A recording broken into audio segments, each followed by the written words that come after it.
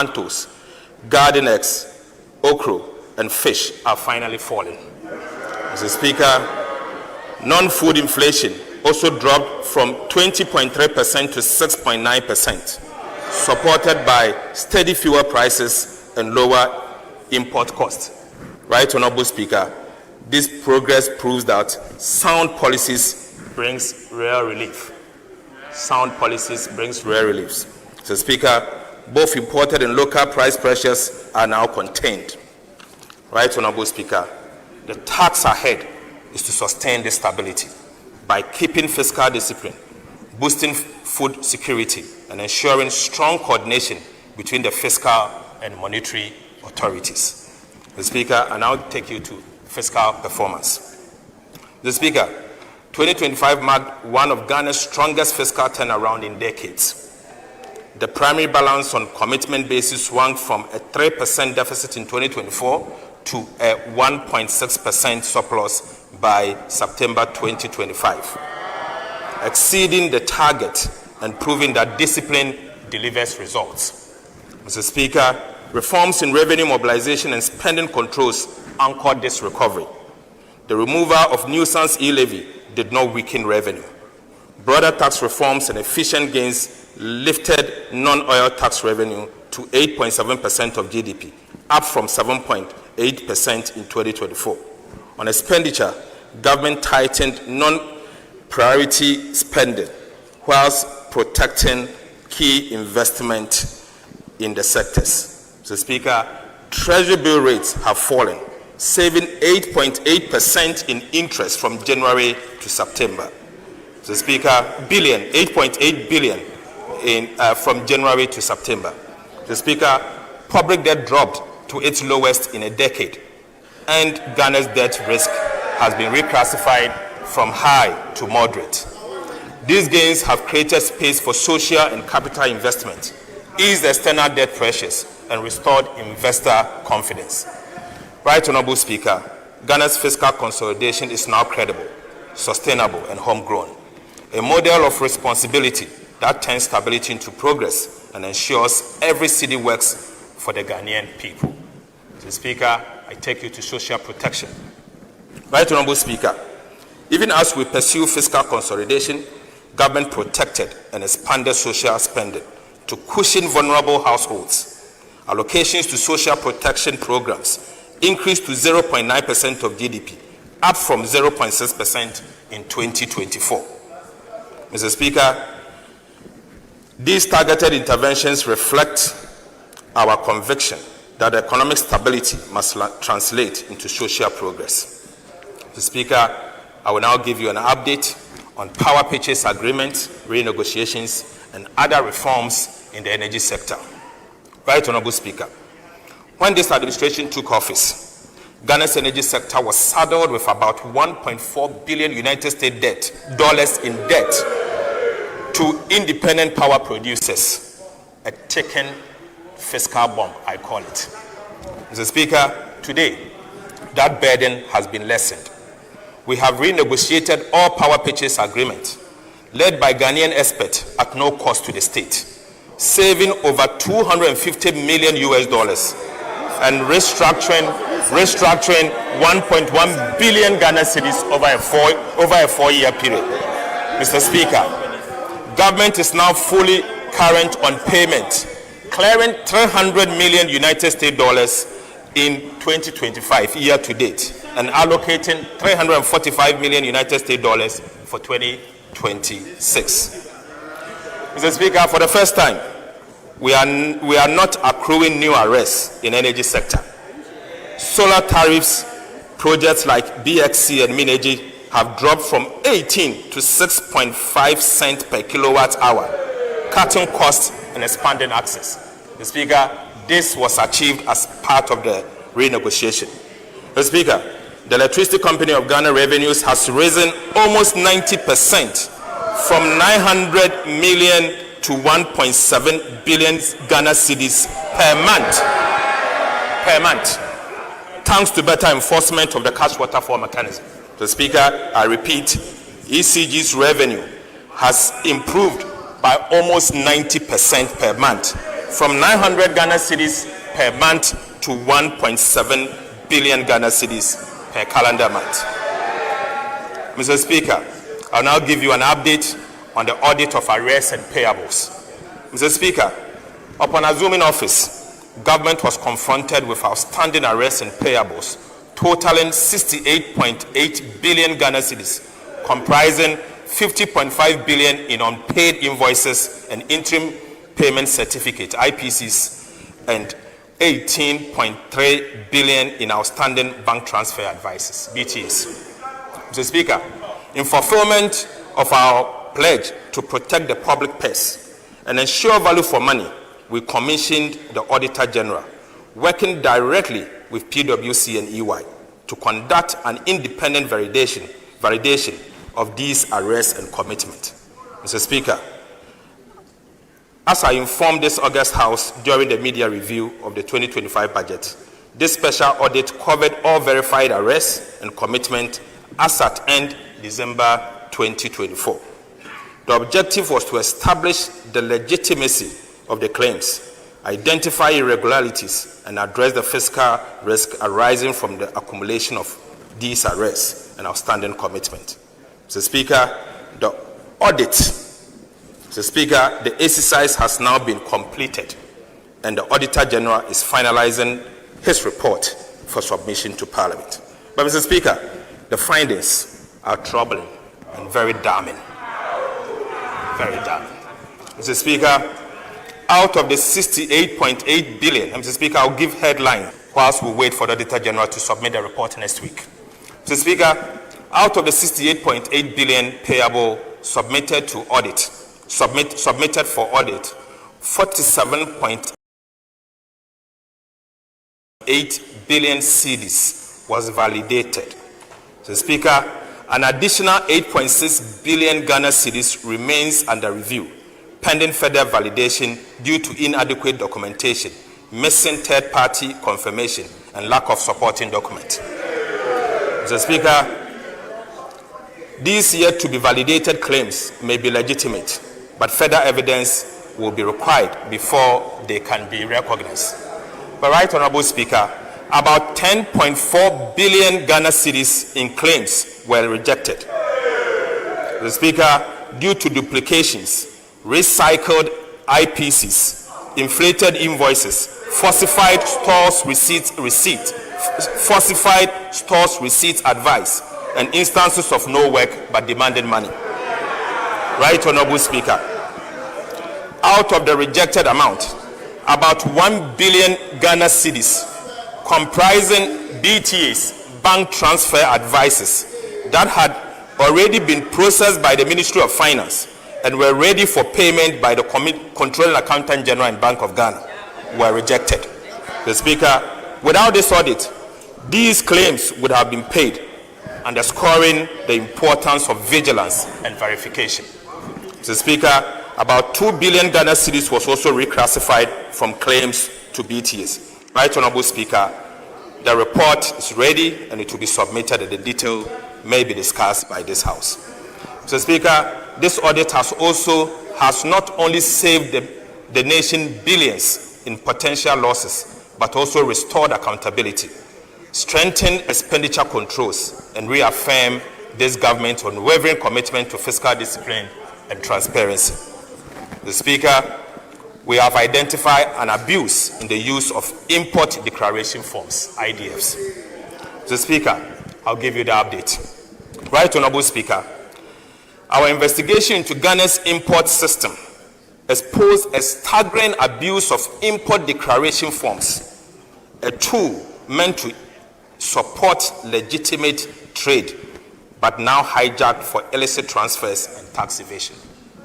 Mr. Speaker, between April 2020 and August 2025, over 525,000 transactions amounting to an equivalent of $83 billion were processed through ICOPS. Mr. Speaker, surprisingly, this amount of $83 billion were transferred from Ghana in the name of imports. But surprisingly, Mr. Speaker, only 10,440 of these transactions were linked to actual imports. Mr. Speaker, an equivalent of 31 billion US dollars in transactions were transferred and imported into the country. Mr. Speaker, this leaks bleeds our reserves, weakens the Ghana cedi, and deprive the economy of resources that should have been used to build schools, roads, and hospitals. Mr. Speaker, the audit also reveals that some importers under-declared values to hide about 76 billion cedis in imports, denying Ghana about 11 billion Ghana cedis in potential revenue between 2020 to 2025 August. Mr. Speaker, other importers inflated transfer values, aided by some banks that ignored the 200,000 US dollar ceiling set by the central bank. Over 17,700 IDF applications broke this limit, channeling an equivalent of about 20 billion United States dollars in unverified transactions out of Ghana. Right, Honorable Speaker, this was not a loophole. Mr. Speaker, I repeat, this was not a loophole. It was an organized system for exploitation. In fact, an organized crime. Mr. Speaker, persons and institutions behind these activities are being referred to the Attorney General, Economic and Organized Crime Office, the FIC, and CID for investigation. Mr. Speaker, also, the Ghana Revenue Authority will establish a special recovery unit to reclaim all this lost revenue between this period.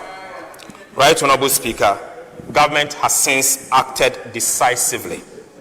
An interagency committee will now audit all imported related transfers going forward. The Bank of Ghana will also match every forex transfer with verified import data. Mr. Speaker, we are drawing a hard line. Every dollar leaving Ghana must deliver real value for the people of Ghana. Mr. Speaker, Ghana's public debt is firmly on downward path.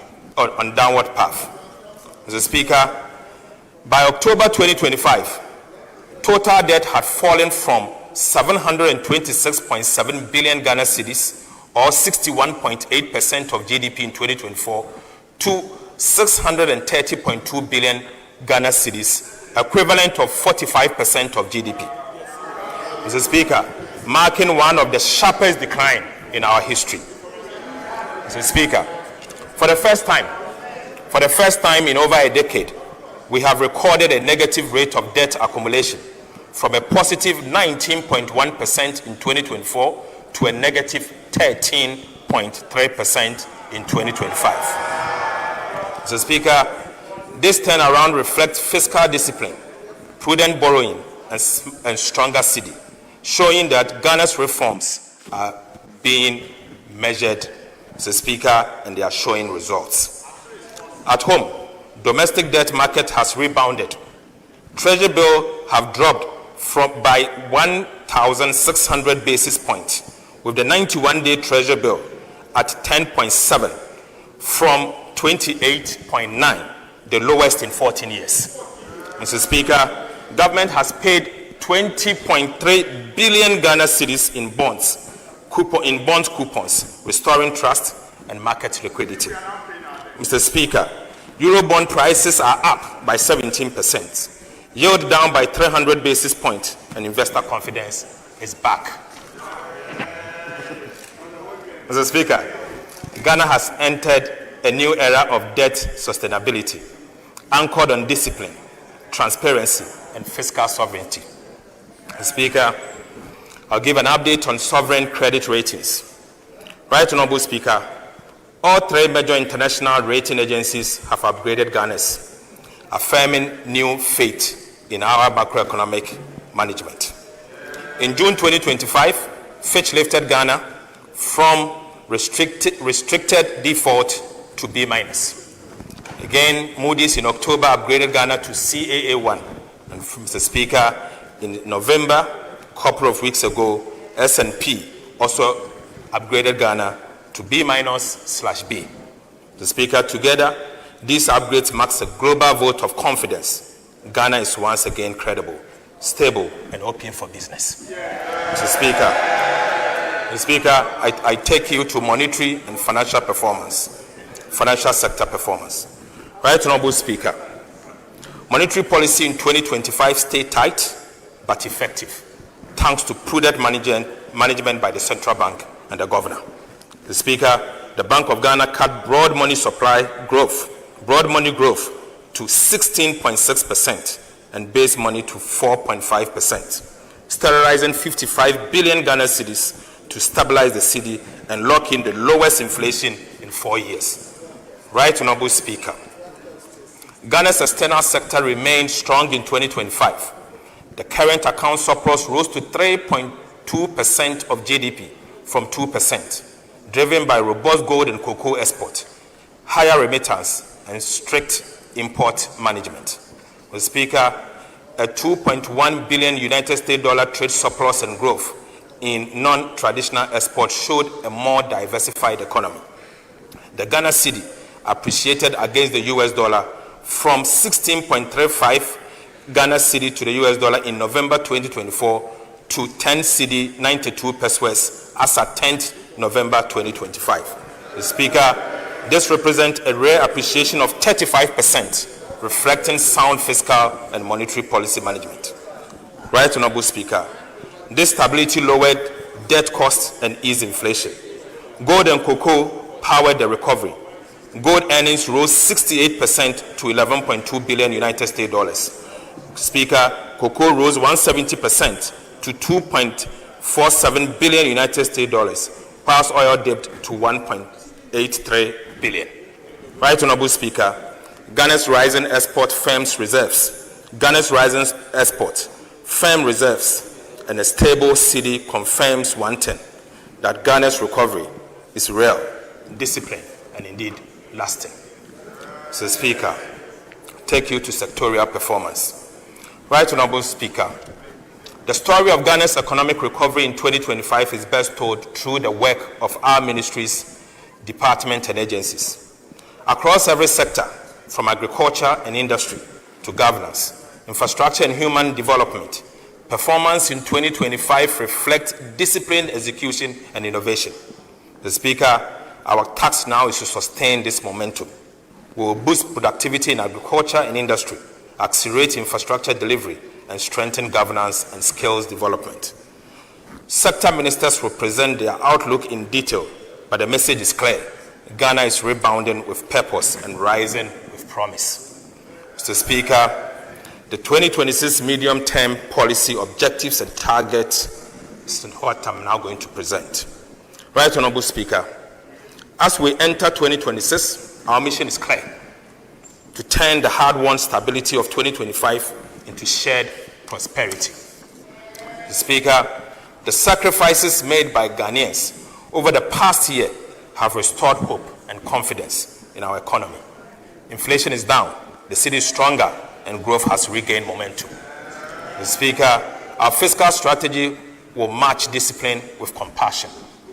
Our key fiscal policy priorities for 2026 are as follows. First will be to maintain fiscal discipline by sustaining a primary surplus of 1.5% of GDP on commitment basis. Speaker, the second is to mobilize domestic resources through continuous implementation of our medium-term revenue strategy.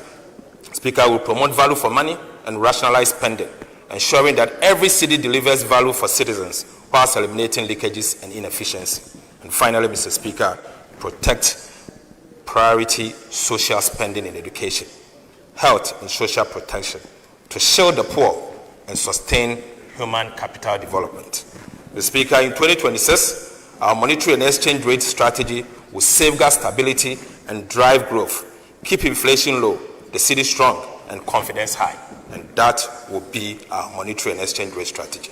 Mr. Speaker, the Bank of Ghana will stay data-driven and cautious, holding inflation within the targeted band of 8 plus or minus 2, and easing only when safe. Speaker, the central bank is doing a good job. Right, Honorable Speaker, to advance our medium-term macroeconomic goal of stability, resilience, and shared prosperity, government has set bold but achievable macroeconomic target for 2026 fiscal year and the medium term. Mr. Speaker, over the medium term, from 2026 to 2028, real GDP is set to rise steadily, averaging about 4.9% at the minimum. Non-oil GDP is programmed to grow around 5% at the minimum. So, Speaker, inflation will stay within 8 plus or minus 2% targeted band, reflecting a firm grip on price stability. The Speaker, the fiscal balance will remain strong, with the primary surplus of 1.5% of GDP from 2026 onwards. And right, Honorable Speaker, gross international reserves are expected to provide at least 3 months of import cover over the medium term.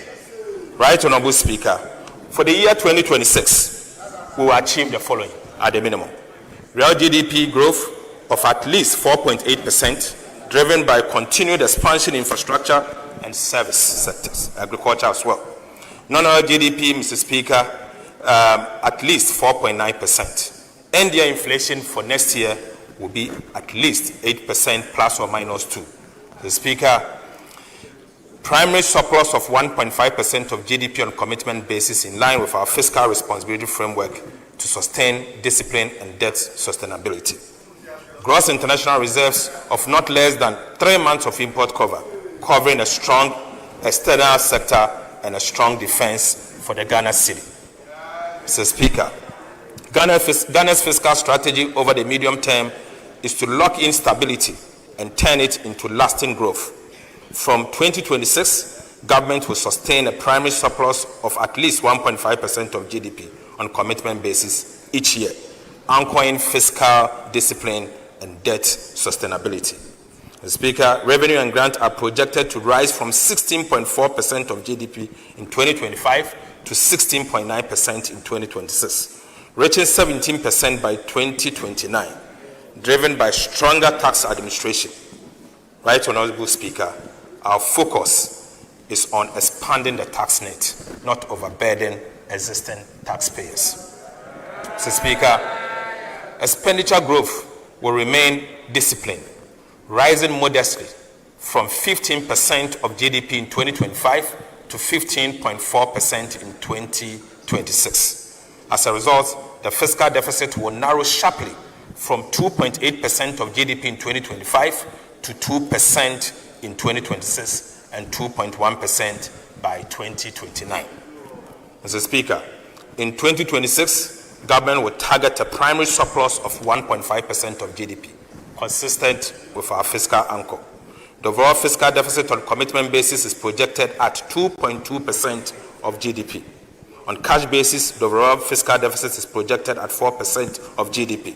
Mr. Speaker, this fiscal stance balances consolidation with growth, maintaining discipline while safeguarding resources for productive investment under the Big Push infrastructure program and other national priorities. Mr. Speaker, I now take you to revenue mobilization for 2026. Right, Honorable Speaker, in 2026, government expects to collect total revenue and grant of 268.1 billion Ghana cedis, up from 226.7 billion in 2025, a strong 18.3% increase. Non-oil tax revenue, the backbone of domestic mobilization, is projected at 216.1 billion Ghana cedis, growing on the back of improved compliance and enforcement. Oil and gas receipts are expected to contribute 13.6 billion Ghana cedis, supported by steady global prices. The Speaker, non-tax revenue is projected at 20.9 billion, with 18.2 billion retained by ministries, departments, and agencies to sustain essential service. The Speaker, additional inflows from Senate transfers and energy sector levies are estimated at 14.4 billion Ghana cedis, whilst development partners grant will add 3.1 billion to fund key projects. Mr. Speaker, total expenditure on commitment basis for 2026 is projected at 302.6.5 billion Ghana cedis, equivalent to 18.9% of GDP, up from 251.7 billion Ghana cedis in 2025. Primary expenditure stands at 244.7 billion, or 15.3% of GDP, reflecting targeted spending that drives growth and delivers value. Compensation of employees is projected at 90.3 billion Ghana cedis, ensuring fair remuneration for public servants. Mr. Speaker, 13.2 billion have been allocated for goods and services to improve efficiency across MDAs. Right Honorable Speaker, capital expenditure will rise sharply to 57.5 billion Ghana cedis, or 3.6% of GDP, led by the Big Push Infrastructure Program, which alone will absorb 30 billion Ghana cedis for road development. Mr. Speaker, interest payments are projected to decline to 57.7 billion thanks to prudent liability management. Mr. Speaker, grant to statutory funds, energy payment, and other essential transfers totals 63.6 billion Ghana cedis, whilst ESLA and IPP commitments are estimated at 19.7 billion Ghana cedis. Overall, the 2026 appropriation stands at about 357.1 billion Ghana cedis. Mr. Speaker, this is a bold yet responsible budget designed to sustain stability, build infrastructure, and improve the lives of every Ghanaian. Mr. Speaker, I now take you to budget balances and financing. Right Honorable Speaker, the overall fiscal balance on commitment basis is projected at a deficit of 34.4 billion, equivalent to 2.2% of GDP. The corresponding primary balance records a surplus of 23.3 billion Ghana cedis, representing 1.5% of our GDP. Mr. Speaker, on cash basis, the overall deficit is projected at 64.2 billion Ghana cedis, equivalent to 4% of GDP. The cash deficit of 64.2 billion will be financed from balanced mix of foreign and domestic borrowing sources. Mr. Speaker, foreign finance is projected as a net repayment of 6.6 billion, or 0.4% of GDP. This includes expected disbursement from the IMF and the World Bank. Mr. Speaker, domestic financing will amount to 71 billion Ghana cedis and will be sourced from long and short-term government securities.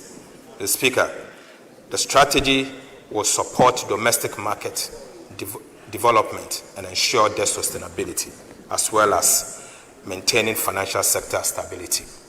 Right Honorable Speaker, Ghana's 2025 to 2028 debt management strategy marks a decisive shift to responsible borrowing.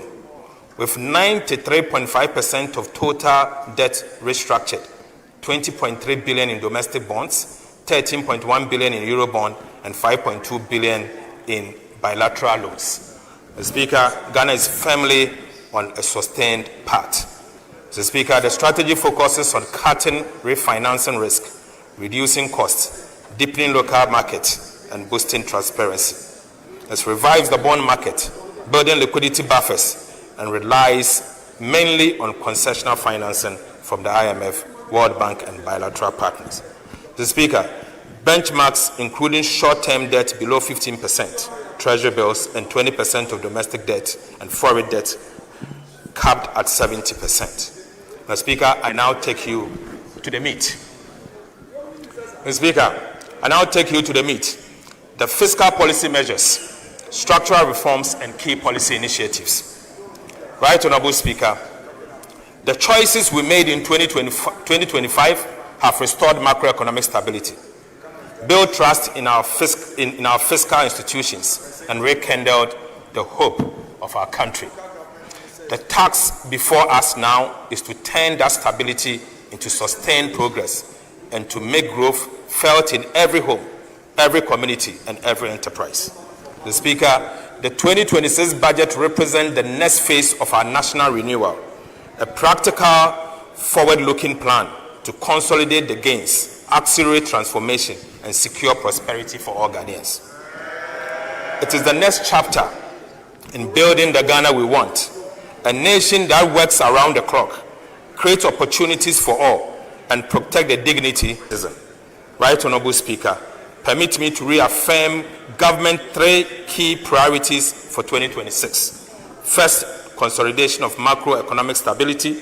Second, we will accelerate economic transformation and job creation. And finally, we will strengthen the security and social sectors for inclusive growth. Mr. Speaker, this budget builds on the stability of 2025 and channels it into action that delivers more jobs, better infrastructure, stronger industries, and better public service. Mr. Speaker, the budget moves Ghana from recovery to transformation and from promises to progress. Right Honorable Speaker, let me now outline the core policy measures, structural reforms, and key policy initiatives that will drive this transformation, each one designed to deliver tangible results, reduce the cost of living, empower businesses, and create decent jobs. First, on the fiscal policy measures and structural reforms. Mr. Speaker, government remains steadfast in the commitment to restore and sustain fiscal stability as the foundation for inclusive growth. Our focus for 2026 and the medium term is to maintain a primary surplus of 1.5% of GDP on commitment basis.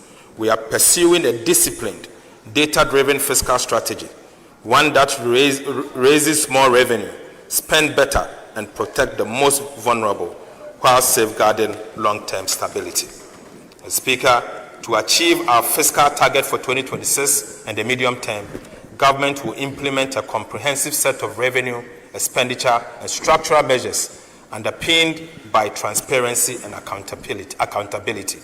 Mr. Speaker, on the revenue side, government will deepen domestic resource mobilization through the implementation of the medium-term revenue strategy. In addition, government will undertake comprehensive VAT reforms. Will also tighten enforcement of tax arrests and exemptions, ensuring that all eligible entities pay their fair share. Mr. Speaker, these measures are expected to lift non-oil revenue to 15.7% of GDP in 2026 from a projected 15.1% of GDP in 2025. Mr. Speaker, take you to VAT reforms. In 2025 budget and the media fiscal policy review, government made a firm promise to reform Ghana's value-added tax system to make it fairer, simpler, and more efficient. We pledge to remove distortions, addressing the cascading effect inherent in the VAT system, strengthen compliance, and create a tax regime that supports both businesses and fiscal stability. These distortions have negatively impacted overall welfare, increased the deadweight loss in the economy, and significantly reduced VAT compliance. Today, Mr. Speaker, I'm proud to report to this House that we have finally delivered on that promise. Mr. Speaker, after months of detailed analysis and broad consultations with stakeholders, we have completed the design of modernized VAT system fit for Ghana's economic transformation agenda. Mr. Speaker, government is therefore submitting to this House today and for approval, Mr. Speaker, a bold package of VAT reforms that will make our tax system more equitable, transparent, and business-friendly. Right Honorable Speaker, the new VAT reforms will do the following. We will abolish the COVID-19 health recovery levy. Mr. Speaker, we will abolish the decoupling of Get Fund and National Health Insurance levies from the VAT tax base. Mr. Speaker, we will abolish VAT on recognizance and prospecting of minerals. Mr. Speaker, will reduce the effective VAT rate from 21.9% to 20%. Mr. Speaker, will raise the VAT registration threshold from 200,000 to 750,000 cedis. Mr. Speaker, we will extend VAT zero rating on the supply of local manufacturing textiles to 2028. Mr. Speaker, for emphasis, we promise to abolish the COVID-19 levy. With the support of this House, Mr. Speaker, I'm proud to say that I'm happy to announce that today, COVID-19 levy is accordingly abolished. Mr. Speaker, by abolishing the COVID-19 levy, government is putting 3.7 billion Ghana cedis in the pockets of the individuals and businesses in 2026. Mr. Speaker, these reforms will also reduce the cost of doing business by 5% as a result of subjecting GET-FUN and NHIL levies to input-output deductibility for businesses, Mr. Speaker. Altogether, the VAT reforms is expecting to give back nearly 6 billion Ghana cedis to businesses and households. We'll give it to you. Give it to you. 6 billion cedis, Mr. Speaker. Right, Honorable Speaker, the VAT registration threshold has declined in real terms from 200,000 Ghana cedis in 2015 to approximately 48,000 Ghana cedis in current values. Mr. Speaker, this means that small and micro businesses that were exempted in 2015 from VAT registration are now compelled to register and charge VAT. This has placed an undue burden on small and micro businesses and also increased the cost of administering VAT. Right, Honorable Speaker, the increase in VAT threshold is expected to address this problem and make VAT administration simpler and easier to implement. So, Speaker, VAT on mineral exploration and reconnaissance has led to very little investment in minerals exploration over the past 2 decades. So, Speaker, abolishing VAT on minerals exploration and reconnaissance will revive investor confidence, stimulate greenfield activities, and ensure the long-term sustainability of the country's mining sector.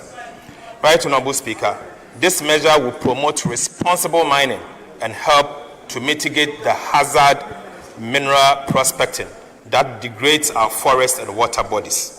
So, Speaker, to support the domestic textiles industry, government zero-rated the VAT on supply of local manufactured textiles, which is due to end in December 2025. Government is resolute in supporting the domestic textiles industry, which has demonstrated a capability to expand when given the appropriate fiscal incentives.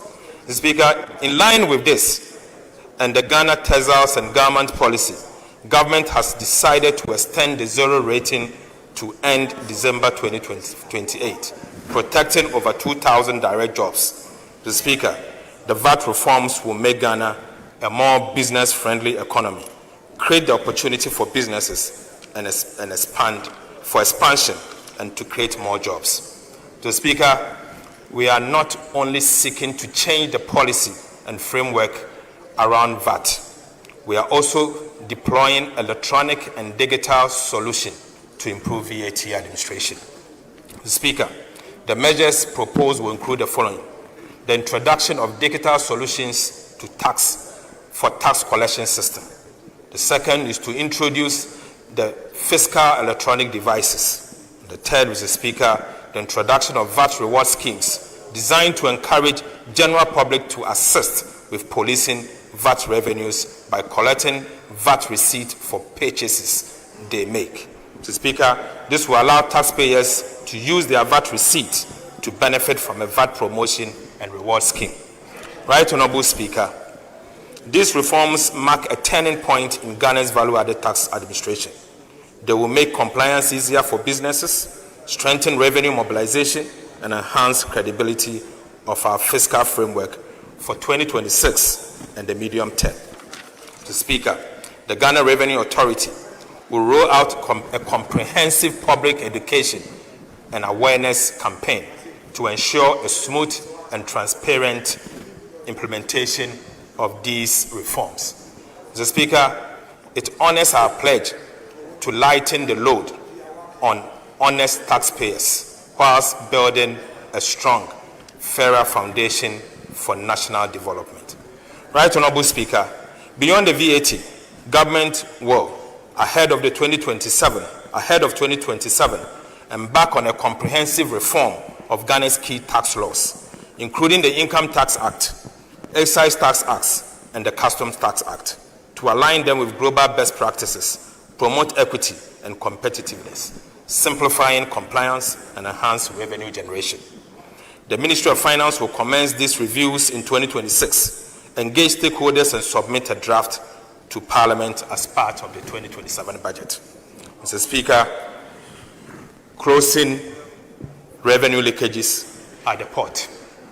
Right Honourable Speaker, significant leakages at our port continue to undermine revenue mobilization. A recent audit revealed station, valuation, and cargo inspection. In 2024 alone, Ghana recorded imports valued at 204 billion Ghana cedis in cost insurance and fleet.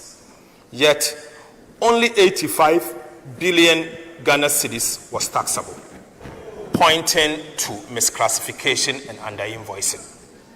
To tackle this, government will deploy an AI-driven pre-arrival inspection for all cross-border shipment.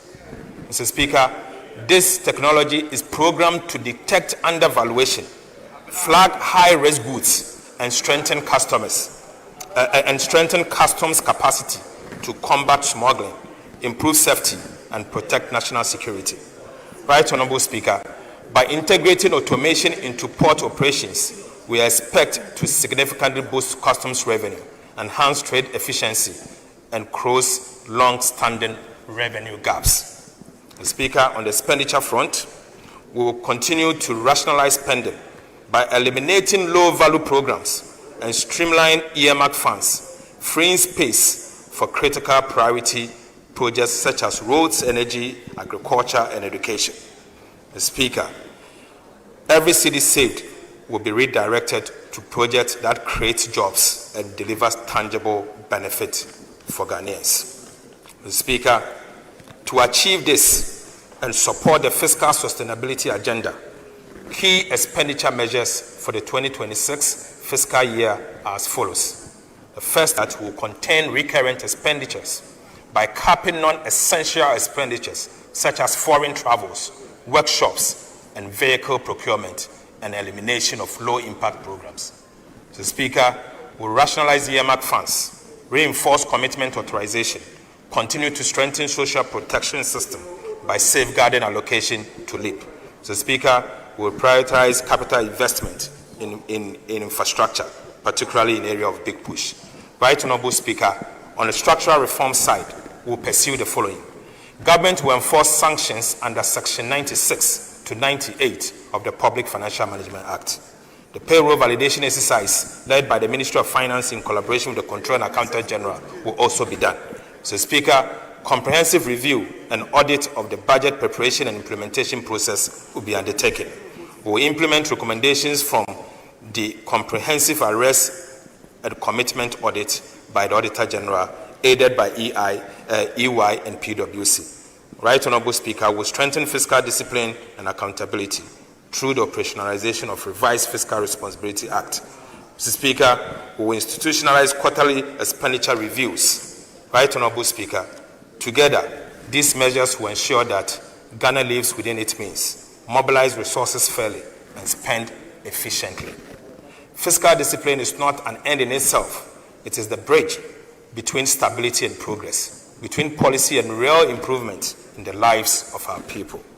Right Honourable Speaker, the real value of Ghana's procurement threshold has eroded over time, trapping even small projects in slow, expensive approval cycles. The Speaker, the last review was in 2016. Since then, inflation and currency depreciation have made it nearly impossible for district assemblies, for example, to deliver basic community projects efficiently.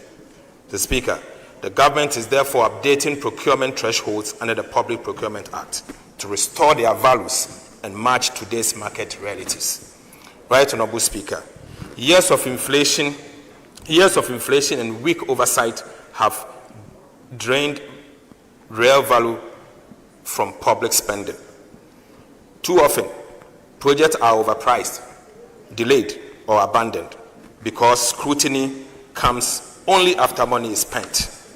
To fix this, government will establish an independent value for money office, a permanent guardian of efficiency, accountability, and fiscal integrity. Mr. Speaker, it will certify major projects before approval, monitor delivery, and evaluate results to ensure every city delivers measurable value. The office will enforce cost benchmarks, require public VFM certificate for contracts, and coordinate with the Auditor General, the Public Procurement Authority, and Internal Audit Agency to impose penalties for waste and fraud. Right Honorable Speaker, the Value for Money Transparency Portal will publish certified projects and citizen feedback in real times. Mr. Speaker, this reform will save up to 3 billion Ghana cedis a year, cut contract inflation, and rebuild public trust. Mr. Speaker, the Value for Money Office is not just another agency. It is Ghana's watchdog for prudent spending and real results. Mr. Speaker, we will be making the following amendment.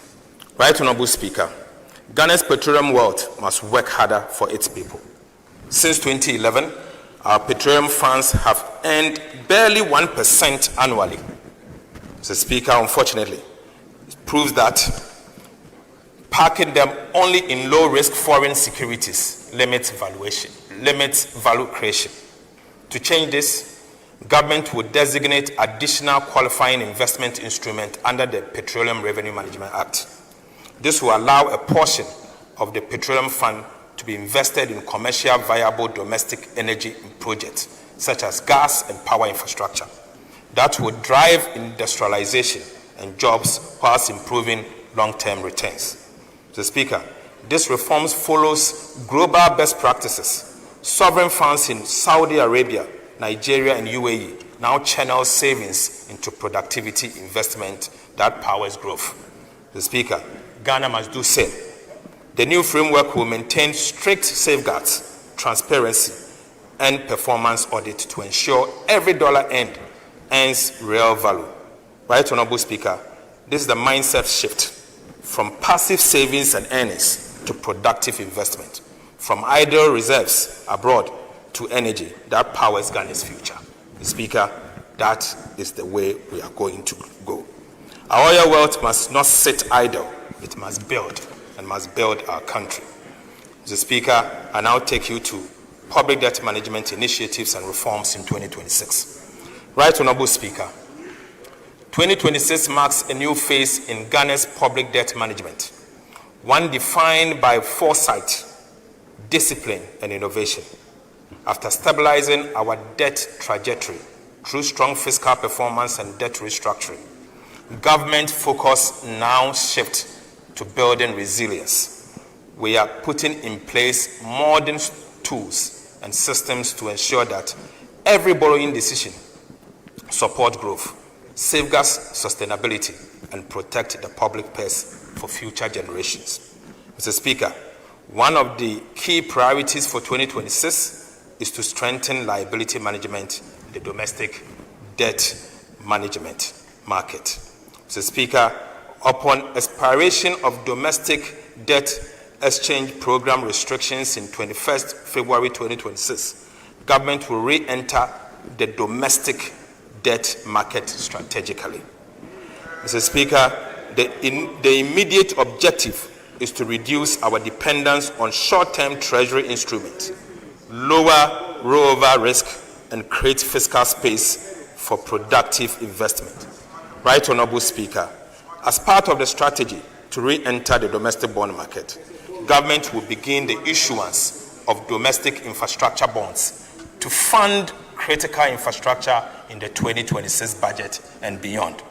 Mr. Speaker, through buybacks, targeted cash management, we will actively smoothing the maturing reprofile of domestic debt and lower interest costs in line with our medium-term debt management strategy. Mr. Speaker, I now take you to key policy initiatives in the 2026 budget across sectors. Right Honorable Speaker, I'll begin with the energy sector. Energy is the engine of Ghana's transformation. Our goal is to turn power from a constraint into a competitive advantage for every home, factory, and enterprise. Reliable, affordable, and sustainable energy will be the fuel that drives the 24-hour economy, powers industry, lights communities, and creates jobs. Through bold reforms, strategic investment, and smarter management, government is building an energy system that not only keeps the light on, but propels inclusive growth across every corner of our country. Mr. Speaker, I now go to gas to power transformation. Right Honorable Speaker, Ghana's gas to power strategy is transforming our energy future, shifting from costly light crude to cleaner, locally produced natural gas. This will cut generation costs by about 75%, strengthen energy security, and align with our climate goals. Gas production is rising fast in Ghana. Mr. Speaker, the offshore Cape 3-Point partners, OCTP partners, have expanded capacity from 240 to 270 million standard cubic feet per day, while Jubilee and 10 field partners now supply about 130 from 110 million cubic feet per day. Mr. Speaker, within 10 months, we have added more than 50 million standard cubic feet per day of gas. Right Honorable Speaker, new agreement will add another 150 million standard cubic feet daily, ensuring reliable, affordable fuel for power generation. To process this additional gas for power generation, government is fast-tracking the Ghana Gas Processing Plant, GPP2. So, Speaker, this shift means cheaper power, cleaner energy, and a stronger, self-reliant Ghana. Right Honorable Speaker, in the medium term, a total of 150 million standard cubic feet of gas per day will be produced by our OCTP and Jubilee partners, enough to generate up to 1,200 megawatts of power, bigger than Akosombo Dam. So, Speaker, beginning 2026, government will commence the construction of 1,200 megawatts state-owned thermal power plant to offtake the additional 1,150 million standard cubic feet of gas per day from OCTP partners and GPP2. Mr. Speaker, I repeat, beginning 2026, government will commence the construction of a 1,200 megawatt state-owned thermal power plant to offtake the additional 150 million standard cubic feet of gas per day from OCTP partners and GPP2. This plant will support the provision of reliable and affordable power and secures Ghana's energy future. Mr. Speaker, the 1,200 megawatts is bigger than what our almighty Akosombo can produce. Right Honorable Speaker, Ghana's oil production has witnessed consistent decline over the years, falling from 71.4 million barrels in 2019 to an estimated 36 million barrels in 2025, almost 50% decline. President Mahama has taken decisive action to reverse this trend. Mr. Speaker, government investor-friendly reforms have already secured over $3.5 billion in new investment commitment. These includes a $2 billion United States framework agreement for the Jubilee and 10 fields to drill 20 new wells and a $1.5 billion United States memorandum of intent with OCTP partners to expand operations. Mr. Speaker, this new investor-friendly environment has also drawn the interest of oil and gas majors such as Shell in our upstream industry. This is expected to bring in new capital technology and expertise to increase our oil and gas production. Right Honorable Speaker, GNPC will commence drilling for oil on the offshore Voltaire Basin in October 2026. The prospects look good to expand Ghana's hydrocarbon production. Right Honorable Speaker, an upstream regulatory and fiscal review is underway to make Ghana's petroleum regime more competitive, transparent, and stable. Mr. Speaker, in 2026, government will roll out Rural Electrification Acceleration and Urban Intensification Initiative to achieve universal access to power. Mr. Speaker, through a faster turnkey model, it will connect every unserved community, boost rural economies, and drive Ghana's 24-hour economy policy. An electricity intensification program will extend connections to all remaining homes and businesses, ensuring that no Ghanaian is left without power. Mr. Speaker, the rollout starts in Volta, Oti, Savannah, and Central regions in 2026, expanding nationwide by 2029 with off-grid solar to remote areas.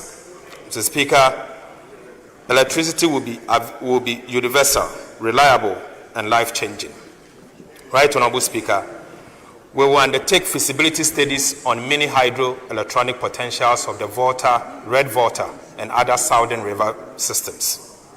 Mr. Speaker, through these coordinated reforms, from reviving the upstream oil and gas sector, securing gas supply, renegotiating IPPs, building a national power plant, expanding rural access, and reforming the operations of ECG, we are securing affordable and reliable energy for individuals and businesses. We are not just keeping the lights on, we are lighting the path for industrial transformation, job creation, and inclusive prosperity. Mr. Speaker, I will take you to agricultural sector initiatives. Right Honorable Speaker, agriculture remains the heartbeat of Ghana's economy, the source of food, jobs, and dignity for millions of our people. Mr. Speaker, our vision is to make Ghana's agriculture commercial, modern, mechanized, market-driven, and youth and women-led. The focus is on creating agro-industries across the country, dynamic hubs where production, processing, and distribution happens around the clock. Mr. Speaker, this is how we will feed our people, provide raw materials for our industries, reduce imports, create jobs, and make farming profitable. Once again, Right Honorable Speaker, in view of that, we have developed a national policy on integrated oil palm development.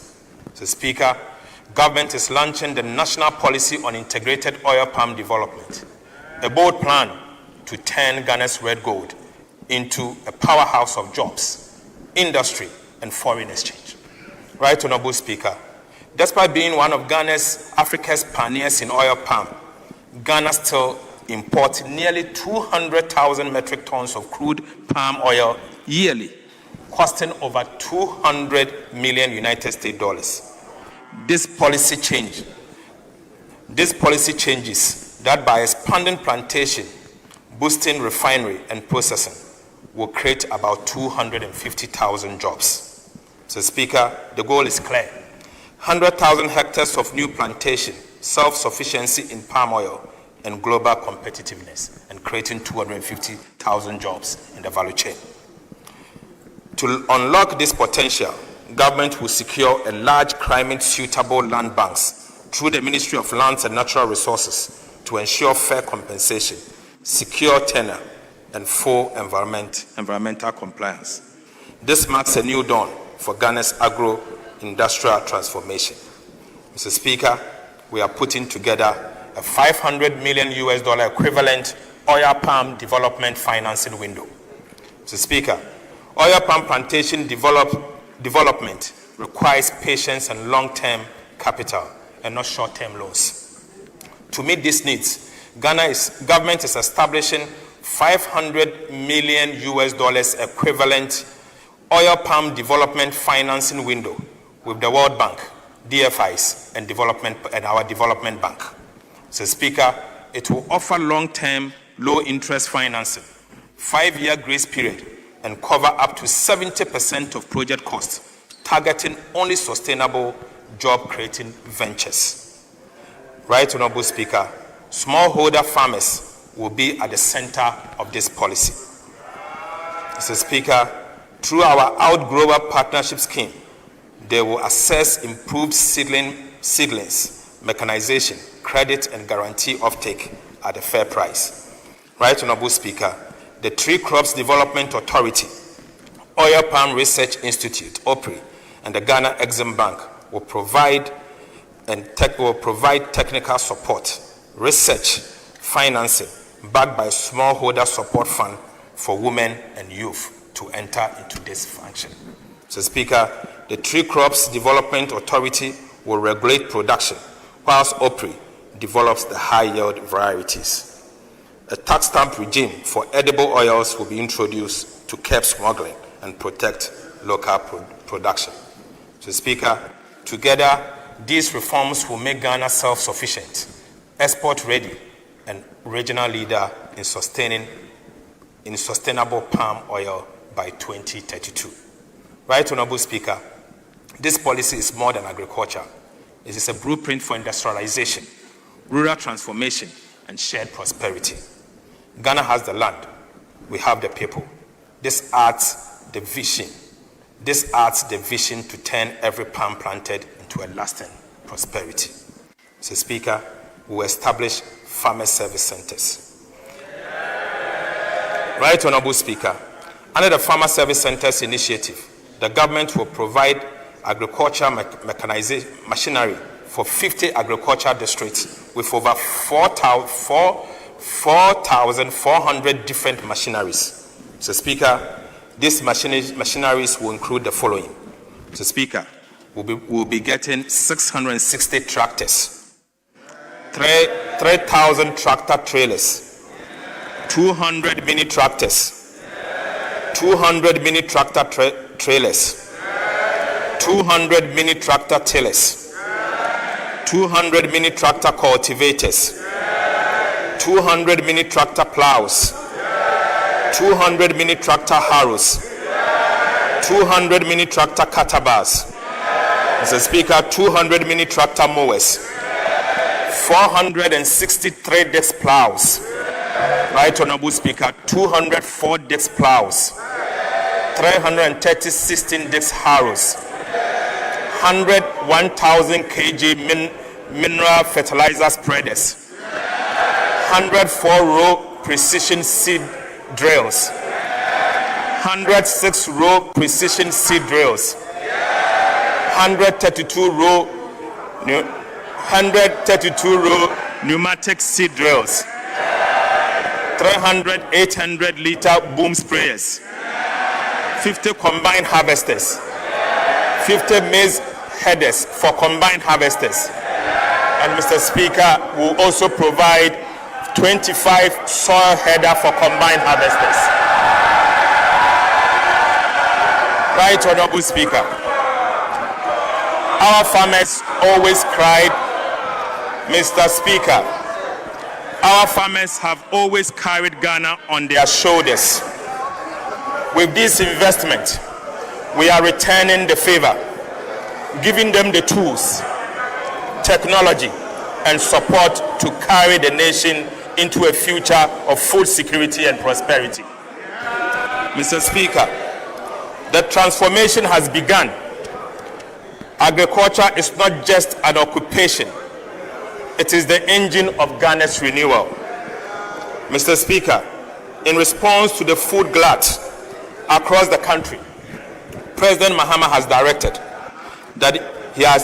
the immediate release of an additional 200 million Ghana cedis to Food Buffer Stock Company to purchase and store the excess food to protect the investment and income of our cherished food, crops, and poultry farmers. The Speaker, that will be processed ASAP.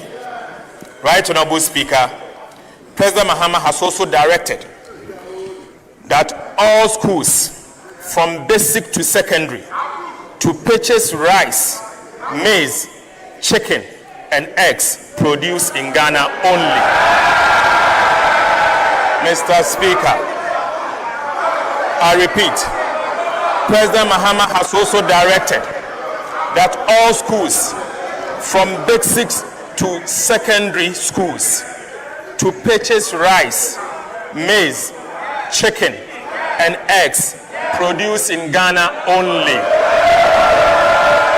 Right Honorable Speaker, the Ministry of Education, the Ghana Education Trust Fund, the School Feeding Program, the Free Secondary Education Secretariat, and the National Food Buffer Stores Company are accordingly directed to ensure strict compliance without fail.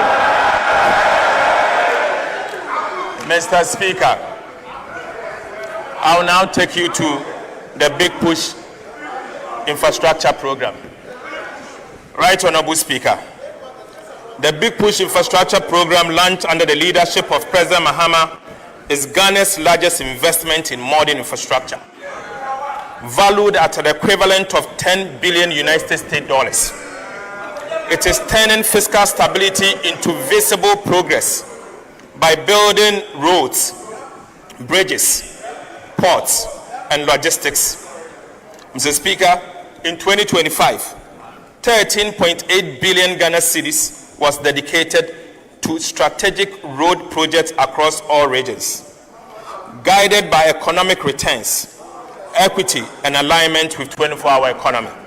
Mr. Speaker, contractors are now on site on most of the projects. Mr. Speaker, these projects are expected to complete by May 2027, with payment assured within 30 days. Right Honorable Speaker, within 30 days of submitting IPCs. Mr. Speaker, the goal is clear: connect Ghana end to end, making infrastructure the backbone of industrialization and opportunity, from farms to factories and from homes to market. Right Honorable Speaker, following feasibility studies, two transformative projects have been added to the Big Push. Mr. Speaker, they are the Accra-Kumasi Expressway and the Achi-Amamfrom-Adoso Bridge. Mr. Speaker, let me now provide some details about these two iconic infrastructure projects. Right Honorable Speaker, a flagship of the Big Push infrastructure program is Ghana's Kumasi, the Accra-Kumasi Expressway project. Ghana's first modern 6-lane bi-directional Class A expressway, stretching 198.7 kilometers. The Accra-Kumasi Expressway will link the capital to the Ashanti region through the Greater Accra and Eastern region, linking the south to the north. The Accra-Kumasi Expressway, which is on a new alignment, will reduce current travel distance by 50 kilometers, from 250 kilometers to 198.7 kilometers. Mr. Speaker, the Accra-Kumasi Expressway is also expected to have travel time between Accra and Kumasi, reducing transport costs by nearly 40%. Mr. Speaker, the Accra-Kumasi Expressway project alone is expected to create over 30,000 direct and indirect jobs during construction. Right Honorable Speaker, beyond mobility, it will stimulate industrial parks, logistic hubs, and service economies along its route, powering the 24-hour economy and strengthening Ghana's competitiveness. Mr. Speaker, the expressway will feature 8 major interchanges, each designed to ease urban congestion and improve regional connectivity. The interchanges will be located at the Accra Hub, Adesso, Esaman Kese, Achem Oda, Ofuase, Lake Bosumtre, and Kumasi. Mr. Speaker, for emphasis, the expressway will feature 8 major interchanges, each designed to ease urban congestion and improve regional connectivity. The interchanges will be located at the Accra hub, Adeso, Esaman Kese, Achem Oda, Ofuase, Lake Bosumtre, and Kumasi. Mr. Speaker, it will also include 3 major bridges over the Birim and Pra rivers. Right Honorable Speaker, the project will include 4 service areas equipped with emergency medical facilities, fire stations, maintenance and rescue centers, catering rest stops, fuel stations, electric vehicle charging stations, and parking lots. Right Honorable Speaker, these facilities will operate 24 hours in line with our 24-hour economy program. Mr. Speaker, 2 modern 20-toll lane plaza, the Accra main line toll plaza and the Kumasi main line toll plaza will deploy automated systems to ensure efficient revenue collection and minimal delays. Mr. Speaker, the Accra-Kumasi Expressway will open up our dear country. Right Honorable Speaker, the Adoso Echiamanfom Bridge and related road network will open up the farm prince to large-scale commercial agriculture. This is urgently required to unlock the agriculture and economic potential of the farm prince enclave. Mr. Speaker, government has also identified one of the major causes of food inflation to be bad roads linking food-producing enclaves to market. Mr. Speaker, as a result, government is announcing a 3-year program to construct 1,000 kilometers of agriculture enclave roads.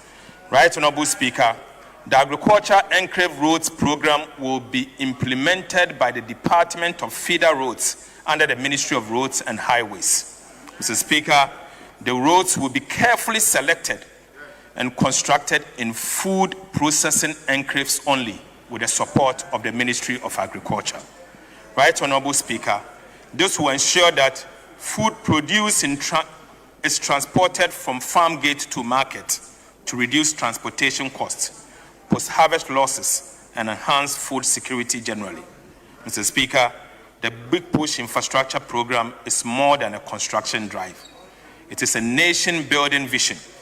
It will create thousands of jobs, empower local contractors, and strengthen linkages with domestic industries in agro-processing, manufacturing, and construction.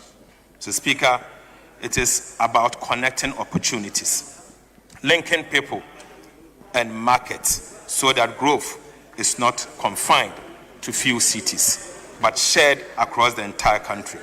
Right Honorable Speaker, through the Big Push, we are proving that Ghana can build its way into prosperity. One road, one bridge at a time. Mr. Speaker, this is the era of infrastructure. Ghana will not only build to recover, but will build to transform. Mr. Speaker, Ghana Airport Company will also introduce an airport development fee to rehabilitate Sunyani Airport, construct a new airport at Bogatanga, build a multi-purpose car park and a connecting concourse between the Terminal 2 and Terminal 3 at the Kotoka International Airport. Mr. Speaker, land and natural resources are the foundation of Ghana's wealth and future. For too long, our land system have been slowed. Opaque, our land administration system have been slow, opaque, and prone to fraud. Mr. Speaker, this is stifling investment and opportunities. Government has launched a technology-led land administration reform to bring forth transparency and speed to land transactions. Right Honorable Speaker, every Ghanaian will soon be able to register, verify, and transfer land online, ending the era of missing files, corruption, and disputes. So, Speaker, to sustain this transformation, the Land Commission, working with the Ministry of Lands and Natural Resources, will retain all its revenue to fund a technology-led national land registry. So, Speaker, this will integrate land, planning, and property data on one secure platform. So, Speaker, this will unlock access to credit, boost agriculture business, and make land a catalyst for jobs. Land will no longer be a source of conflict, but a foundation for shared prosperity. Right Honorable Speaker, Ghana is also protecting Ghana's forests. Government is also protecting Ghana's forests, rivers, and mineral wealth. So, Speaker, key water bodies and forest reserves have been declared high security zones, with 1,000 officers deployed and real-time tracking of mining equipment by Minerals Commission has been instituted. We are working with traditional leaders and communities to reclaim degraded land and restore ecosystems. The Speaker, in 2026, government will partner with private sector to reclaim 10,000 hectares using fast-growing tree species. Right Honorable Speaker, government is positioning modern textiles and garment as a cornerstone of Ghana's industrial transformation. 3 new garment factories in Bono East, Central and Eastern regions will be established to operate under the 24-hour economy. Mr. Speaker, this will create about 20,000 direct jobs and boost community livelihood through private sector partnership. To strengthen local manufacturing, export of non-ferrous scrap metals and raw rubber will be restricted under the Feed the Industry program. Mr. Speaker, to strengthen local manufacturing, export of non-ferrous scrap metals and raw rubbers will be restricted under the Feed the Industry program. This will channel raw materials to domestic processes, support component manufacturing, and build stronger value chain in metals and rubber-based industries. Right Honorable Speaker, 7 new agro-processing plants in the Northern, Central, Ahafo, Bono, Northeast, Bono East, and Western North regions will soon be fully operational. This will process yam, fish, poultry, cashew, rice, shea, and palm kernel oil, cutting post-harvest losses, generating 700 direct jobs, and providing reliable markets for thousands of farmers. Mr. Speaker, these initiatives mark a decisive shift from exporting raw materials to building factories, adding value and creating jobs for our dear youth. Right Honorable Speaker, under the President's Accelerated Export Development Initiative to enhance value addition, 2 new cashew processing plants to be financed by the Ghana Exim Bank will be constructed at Sampa in the Jama North municipality of the Bono region and Abuabo Techiman in the Bono East region. The Speaker, I now take you to education. The Speaker, we recognize education as a transformative tool and a catalyst for social mobility. We will deepen our investment in education, especially on infrastructure, to cultivate a generation of informed global citizens. Right Honorable Speaker, we have developed a program, a 2-year program, to end double track. Mr. Speaker, education is the ladder by which nations climb to prosperity. And for Ghana, the ladder must be strong, wide, and within the reach of every child. Government is embarking on a bold and transformative initiative to upgrade, modernize, and expand access to secondary education across the country, ensuring that every Ghanaian child, regardless of background or location, can learn, grow, and succeed. Right, Honorable Speaker, many schools are overcrowded and others lack the infrastructure or resources to deliver quality education. As a result of this, the previous administration introduced the double-track system, which have adversely affected the academic calendar and the quality of our education. Mr. Speaker, government is rolling out a 2-year program to end the double-track system in our secondary schools. We will expand infrastructure, enhance quality, and improve access. This program will eliminate the double-track system and ensure that every child can attend school full-time in dignity and in safety. Mr. Speaker, under this program, we will upgrade Category A schools by building new classroom blocks, dormitories, and quality improvement. Mr. Speaker, we will upgrade 10 Category B schools to Category A, equipping them with modern classrooms, dormitories, libraries, science, and ICT laboratories. Right, Honorable Speaker, the reality is that whilst Category A and B schools receive overwhelming demand, Category C schools, which hold more than half of available spaces, remain under-enrolled due to infrastructure and quality gaps. Mr. Speaker, this inequality must end, and indeed it will end. Right, Honorable Speaker, we will accordingly upgrade 30 Category C schools to Category B.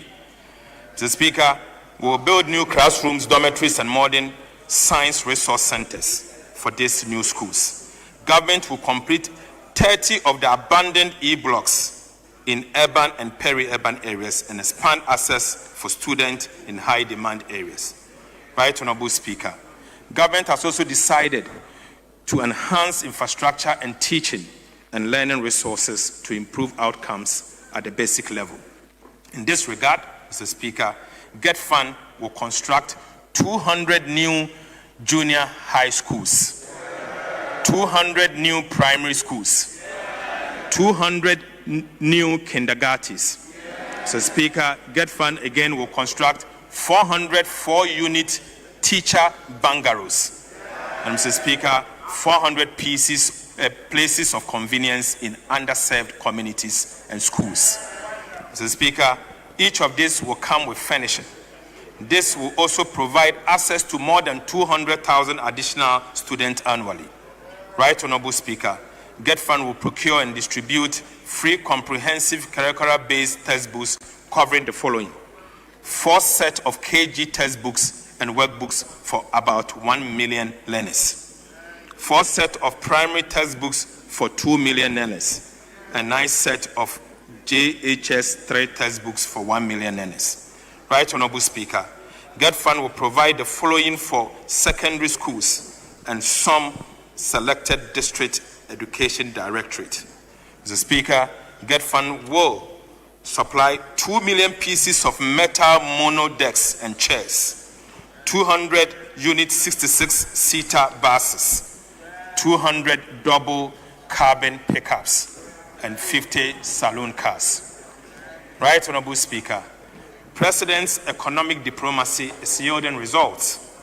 During his recent visit to China and Japan, he secured about 60 million United States dollars for the construction of a science and technology university in the Savannah region at Damango, Mr. Speaker, and a modern market at Aflao.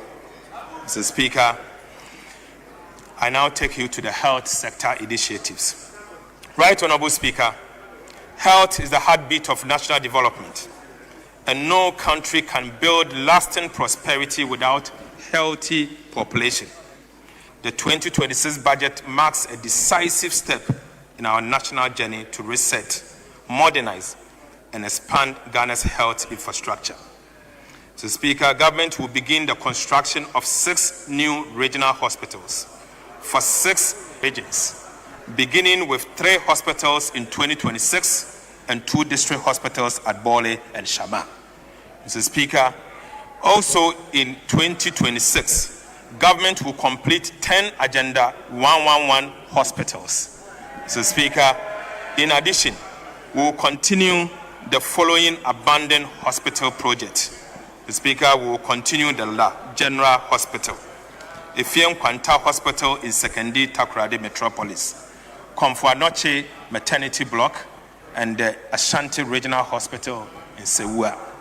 Right Honorable Speaker, this project symbolizes our commitment to restoring trust and confidence in public health care delivery. Mr. Speaker, government will upgrade 7 hospitals to provide enhanced maternal and child health services. Right Honorable Speaker, the Ghana Medical Trust Fund, also known as the Mahama Cares, was established by the Ghana Medical Trust Fund Act to guarantee sustainable financing in the treatment of non-communicable diseases and specialized medical services. Mr. Speaker, too many Ghanaians battling chronic diseases such as cancer, hypertension, diabetes, stroke, and kidney diseases are forced to choose between life and livelihood. This goal is to build a health system that provides care for every Ghanaian, regardless of income or location, and to move decisively towards universal health coverage. In 2026, Mahama Cares will introduce a comprehensive NCD financing, non-communicable disease financing policy that defines eligible conditions, approved service lists, tariffs, and essential medicines. This will ensure that patients receive uninterrupted care without exorbitant out-pocket expenses. Mr. Speaker, diagnostics and treatment centers will be built on a PPP basis in all major hospitals across the country. This will provide testing and treatment facilities for all the key identified non-communicable diseases under the Mahama Cares program. Right Honorable Speaker, in 2026, we will retool the Ghana Armed Forces. Mr. Speaker, before I proceed, let me honor the late Dr. Edward Kofi Omaneboama, whose vision laid the foundation for the retooling of our armed forces. In his memory, Mr. Speaker, government will, from 2026, launch a comprehensive modernization program to strengthen the Ghana Armed Forces, Navy, and Air Force to today's evolving security challenges. Mr. Speaker, this program will upgrade logistics, equipment, and infrastructure across all services. Mr. Speaker, for the Army, government has moved to renegotiate the 80 million Elbit Systems contract to secure 19 armor personnel carrier needed to boost ground readiness. Mr. Speaker, for the Navy, we will acquire the 272-meter offshore patrol vessels fitted with helipads and modern combat systems to protect Ghana's maritime borders, offshore energy, assets, and trade routes. Mr. Speaker, these ships will restore control over our exclusive economic zones and strengthen national resilience at sea. Right Honorable Speaker, for the Air Force, the procurement will begin in 2026 for 4 new helicopters and 2 aircraft to enhance airlift, patrols, and emergency response operations. Right Honorable Speaker. Right Honorable Speaker, let me repeat. Right Honorable Speaker, let me repeat. For the Air Force, procurement will begin immediately in 2026 for 4 new helicopters and 2 aircraft to enhance airlift, patrol, and emergency response operation. Mr. Speaker, this retooling agenda will transform Ghana's armed forces into a modern, agile, and mission-ready defense force worthy of our sovereignty and the sacrifice of our heroes. Right Honorable Speaker, the Ghana National Fire Service lacks basic equipment to enable them function effectively in their duty to ensure public safety and to protect lives and property. Government will retool the Ghana National Fire Service with 100 fire tenders and assorted fire equipment. Mr. Speaker, government will also work with the private sector to bring in high-rise fire equipment. This will improve the effectiveness of Ghana National Fire Service to respond to emergencies. Mr. Speaker, I'll take you to water. Access to clean and safe sanitation is more than infrastructure. Indeed, it is a foundation of dignity, public health, and national resilience. Right Honorable Speaker, in 2026, we will intensify our effort with a bold and practical program to complete key water treatment assets across the country. Mr. Speaker, we will begin the construction of critical water treatment plants in Damango, Tamale, and Yendi to provide quality drinking water for the rapidly expanding populations in these three major cities of our country. Mr. Speaker, sports remain one of Ghana's greatest unifying forces and a powerful drive of youth development, community pride, and national identity. Yet, for far too long, large parts of our country, especially the new created regions, have lacked the facility to nurture and showcase talent. Right Honorable Speaker, the Mahama administration is determined to change this. Beginning 2026, government will commence the construction of modern sports stadiums in 3 out of 8 regions without sports stadiums. These new facilities will provide opportunities for young athletes to develop their skills, attract sports tourism, and serve as a training hub for regional and national teams. Beyond football, they will also support athletics, volleyball, boxing, and other disciplines that have long defined Ghana's sporting heritage. Mr. Speaker, we also take this opportunity to acknowledge the resilience and commitment of our Black Stars, whose qualification for the World Cup continues to inspire our nation. Right Honorable Speaker, in 2026, government will rehabilitate the National Theatre in Accra. We will also commence site acquisition and design of a second National Theatre in Kumasi. Mr. Speaker, we will establish film fund to revive the film industry, such as Kumawood and other film associations. Right Honorable Speaker, we will also establish creative arts fund for the arts, music, fashion, food, and other creative sectors. Right Honorable Speaker, in 2026, government will increase allocation to the District Assembly Common Fund to peoples living with disability from 3% to 5%. Mr. Speaker, part of this amount will be used to acquire and distribute rechargeable motorized wheelchairs to people living with disability. Mr. Speaker, the distribution will be done through the National Council for Persons with Disability. Right Honorable Speaker, effective governance begins with evidence. That's what we cannot measure, we cannot manage. Mr. Speaker, the budget renews government commitment to building a data-driven economy anchored on accurate, timely, and transparent statistics. Right Honorable Speaker, in 2026, the Ghana Statistical Service will be rebasing the GDP and CPI to better reflect today's economy. This will sharpen growth and inflation data, strengthen planning, and provide regional GDP estimates to guide local development. The new CPI will give truer picture of living costs across all regions. So, Speaker, I now take you to resource allocation, where the resources are going. So, Speaker, as we enter 2026, we move from stabilization to acceleration.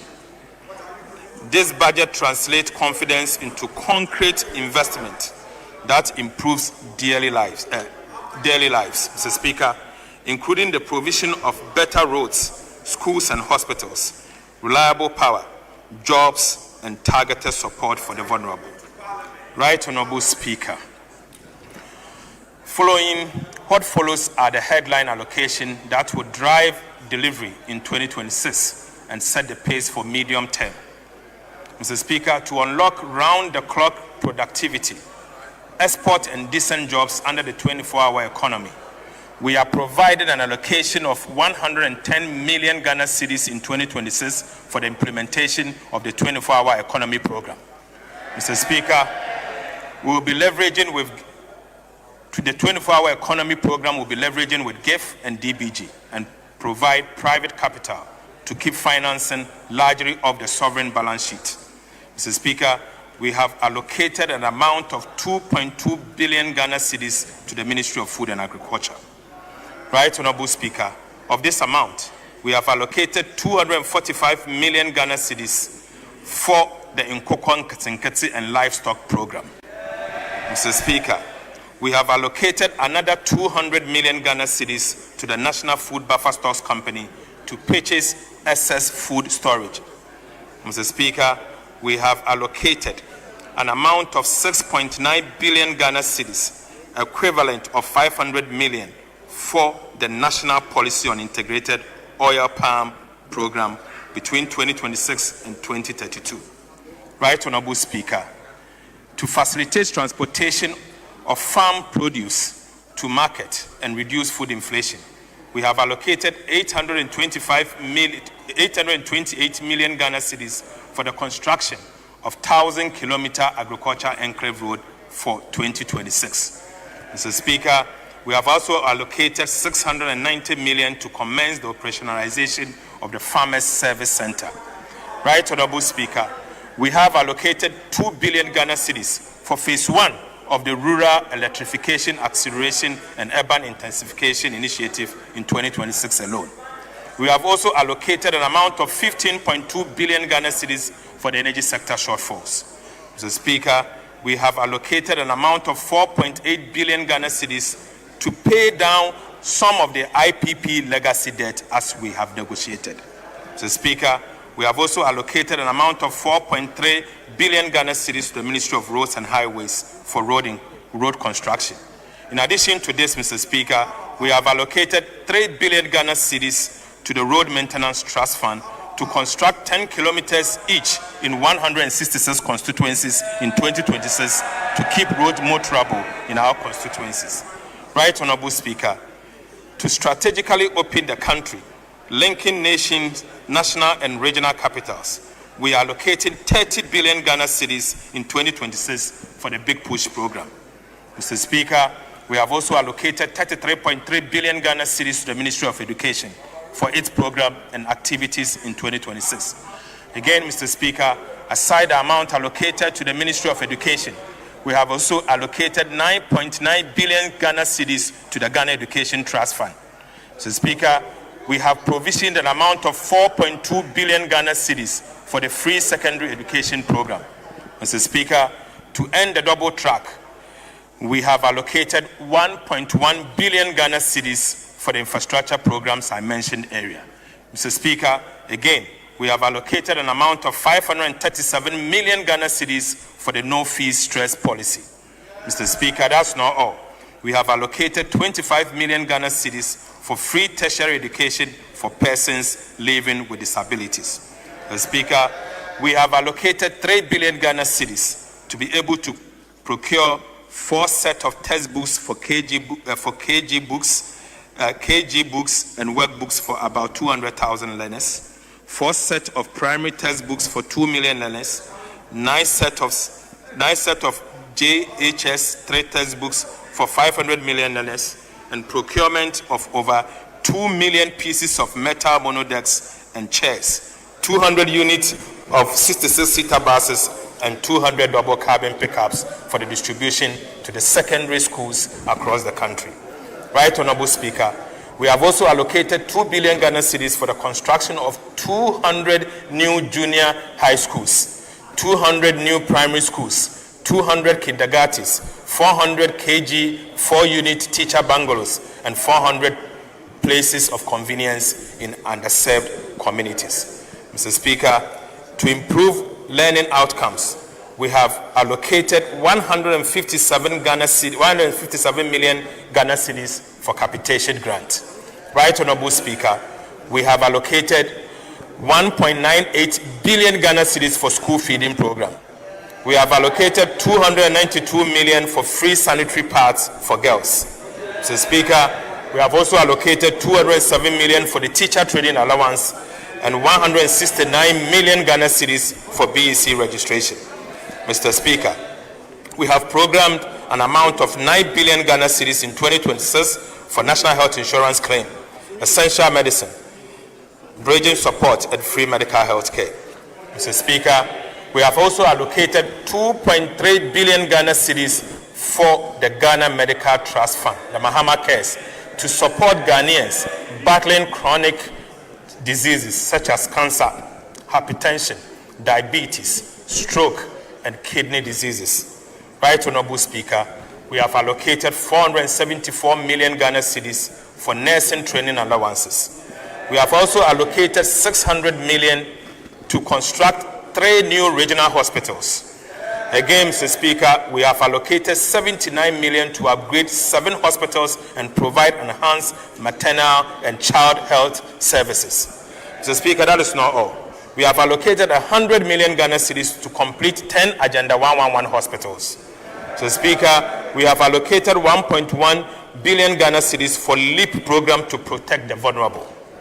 Mr. Speaker, to crowd in finance for women-owned micro, small, medium enterprises, we have provided 401 million Ghana cedis to fully capitalize the Women's Development Bank.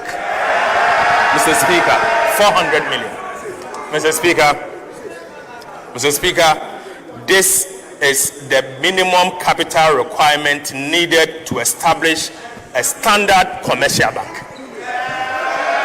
Mr. Speaker, to scale skills for jobs at pace, we are allocating 170 million for the National Apprenticeship Program. Right Honorable Speaker, digital skills and SME competitiveness, we are providing 100 million for the National Coders Program and 160 million for the Dumawura Program. Mr. Speaker, we have also provisioned 100 million for monthly allowances to assembly members. Mr. Speaker, we have allocated 8.9 billion Ghana cedis for the District Assembly's Common Fund, with a minimum of 80% of releases flowing directly to the District Assemblies to execute priority projects. Right Honorable Speaker, we are repeating the 2025 guidelines for spending the 80% in the 2026 allocation going to the district assemblies. Mr. Speaker, we have allocated an amount of 207 million for the rebasing of GDP and CPI and related activities. Again, Mr. Speaker, we have allocated 150 million Ghana cedis for the National Anti-Illegal Mining Operations Secretariat, NIMOS, for the activities against illegal mining and forest degradation. Mr. Speaker, government has allocated an amount of 20 million Ghana cedis to the film fund as seed money to revive the film industry, such as Kuma Wood and other film associations. Mr. Speaker, we have also allocated 20 million Ghana cedis to the Creative Arts Fund as seed money for the arts, music, fashion, food, and other creative sectors. Mr. Speaker, that is not all. We have allocated 400 million Ghana cedis for the Integrated Recycling and Compost Plant Project, the IRECOPS. Mr. Speaker, an amount of 100 million Ghana cedis has also been allocated for the construction of fishing markets. Right Honorable Speaker, again, an amount of 50 million has been allocated for the purchases of fishing nets and outboard motors. We have also allocated 100 million Ghana cedis for the aquaculture development. Mr. Speaker, again, an amount of 500 million Ghana cedis has been allocated for district housing, including resettlement of the Akosombo Dam spillage victims. Mr. Speaker, an amount of 200 million Ghana cedis has also been allocated for the construction of mini stadiums in 3 regions. Mr. Speaker, again, an amount of 150 million has been allocated for the procurement of fire tenders and assorted fire equipment. And finally, Mr. Speaker, an amount of 150 million Ghana cedis has been allocated for the Black Stars to participate in the World Cup. Right, Honorable Speaker. Right, Honorable Speaker. The 2026 budget statement and economic policy of government is specifically designed to create up to 800,000 new jobs. Mr. Speaker, I repeat, the 2026 budget statement and economic policy of government is specifically designed to create up to 800,000 new jobs. The 63 billion road contracts under the Big Push awarded so far would generate an estimated 490,000 new jobs. Mr. Speaker, this estimation is consistent with the World Bank metrics on job creation from road infrastructure or road investment. Mr. Speaker, the 3 new garment factories will create over 20,000 direct jobs. 7 agro-processing plants will employ about 700 people directly and thousands more through supply chain. Mr. Speaker, national policy on integrated oil palm development will create 250,000 jobs across the value chain. Mr. Speaker, the farmer service centers would generate thousands in machinery operations, maintenance and logistics. Right, Honorable Speaker, these investments are not isolated. They are part of an integrated national effort to turn stability into jobs and growth. Right, Honorable Speaker, government is putting real capital behind the private sector, which is the engine of jobs and growth. In this regard, we have capitalized the National Investment Bank and will capitalize the ADB and CBG with 1 billion Ghana cedis before the year ends this year. Mr. Speaker, the 400 million Ghana cedis allocated to the Women's Development Bank would deliver affordable financing to small businesses and enterprise, such as Labisi Adam, Prince Layovo, and Caroline Sphere, who I met during my engagement at the Takoradi Market Circle and the Kotokraba Market. Mr. Speaker, in agriculture, 1.7 billion Ghana cedis is being invested in roads, processing zones, and value chains, value additions. Mr. Speaker, directly where jobs are created and livelihood are improved. Mr. Speaker, the new VAT and income tax reforms will cut businesses, will reduce business costs by 6% and free funds for expansion and job creation. Right, Honorable Speaker, we are building an economy where businesses can grow and employ more. Inflation is down, the city is stable, and the interest rates have fallen sharply. Mr. Speaker, together with reliable energy, fiscal discipline, and policy predictability, these measures are restoring confidence and drawing private investment back into the economy. Right, Honorable Speaker, job creation is not a slogan for us, but rather the purpose behind every policy, reform, and investment we make.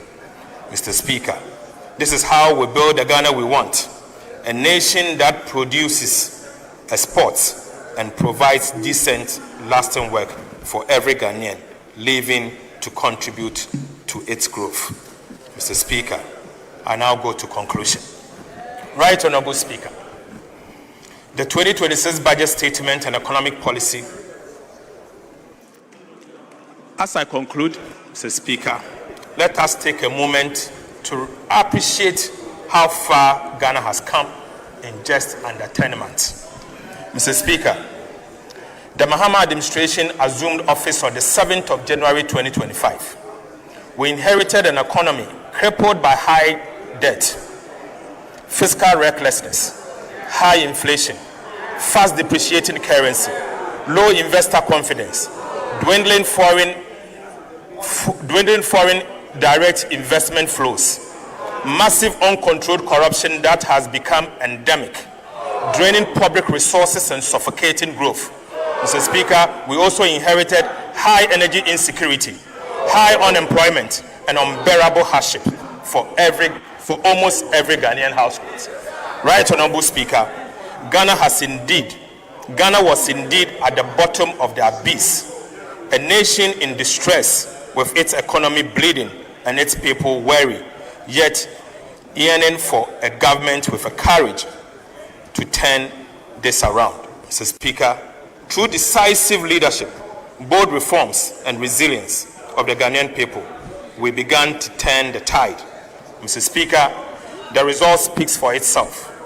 In less than a year, we have recorded a strong economic growth, falling inflation, a strong and stable cedi, improved external buffers, restored fiscal discipline, deepened fiscal reforms, strong and independent fiscal oversight, lower borrowing costs, significant debt reduction, restored investor confidence, expanded social protection, better debt management strategy, and massive infrastructure development. Right, Honorable Speaker, this progress is the fruit of sacrifice and discipline.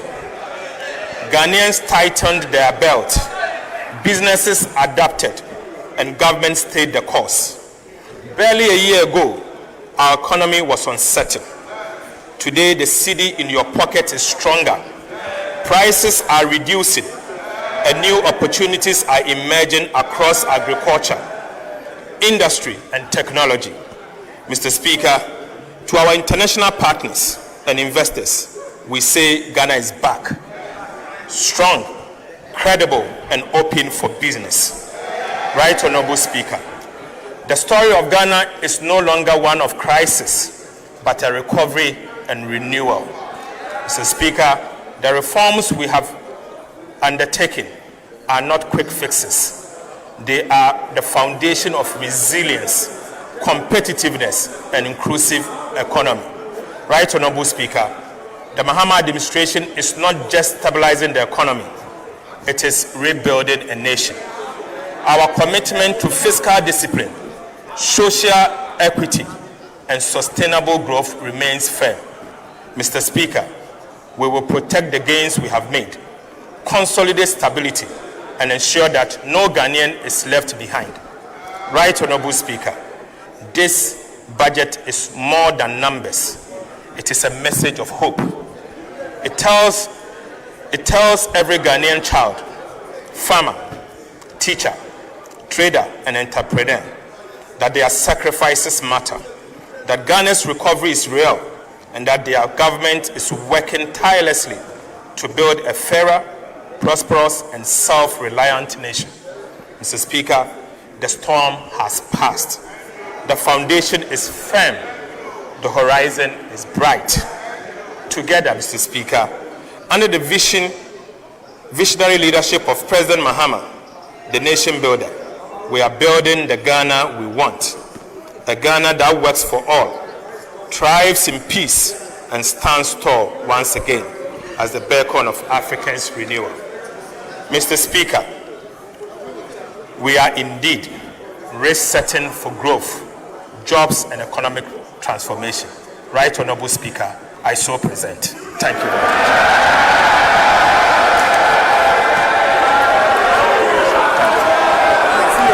Thank you. You know this is the most watched budget.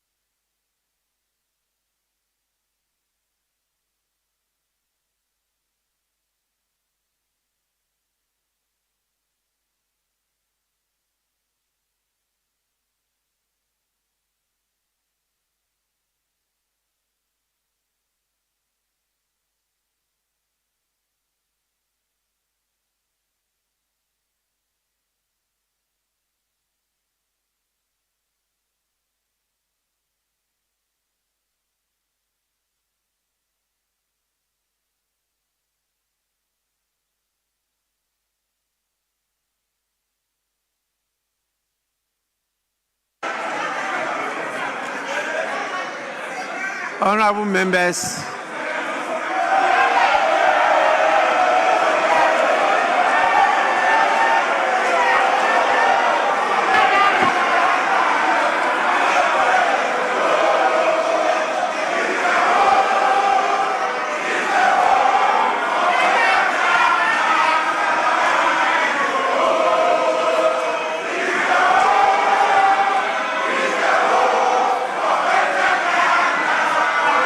Atwa dadayo.